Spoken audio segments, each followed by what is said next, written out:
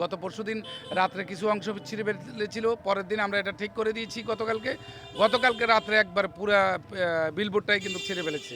একটা বিলবোর্ডে আমরা এই পর্যন্ত খবর পেয়েছি, বাকিগুলো এখনো খবর পাইনি। আপনি কি মনে করছেন এটা আপনার জনপ্রিয়তায় ভীত হয়ে কেউ এই কাজটা করেছে? না, এটা প্রতিহিংসা অবশ্যই। আমি বলবো না জনপ্রিয়তার ব্যাপারটা, আমি এটা না টেনে আমি বলবো যে এটা প্রতিহিংসা। প্রতিহিংসা কখন করে? অবশ্যই মানুষের যখন একটা অবস্থান দাঁড়ায় তখন প্রতিহিংসার পাত্র হয়ে দাঁড়ায়।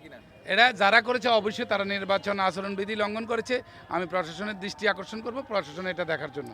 আমরা প্রশাসনের কাছে অভিযোগ দাঁড় করেছি, আমরা বলেছি। চাচ্ছি কারা এটা করতে পারে বলে আপনি মনে করেন? যেহেতু আমি দেখি নেই সেহেতু আমি কারো নাম বলাটা ঠিক হবে না। তবে আমি মনে করি যে যারা ছিঁড়ছে অবশ্য প্রতিহিংসার এটা আমি মনে করি একটা অংশ। তা আমি আশা রাখি যারা প্রতিহিংসা করবে, মানুষ বুঝবে, মানুষের বিবেক আল্লাহ দিয়েছে, বা কারা করেছে যেহেতু আমি দেখি নেই সেহেতু আমি কারো নাম বলাটা আমার মনে হয় আমার দ্বারা ঠিক হবে না।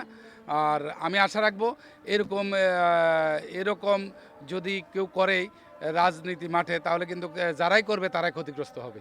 ভাই 10টা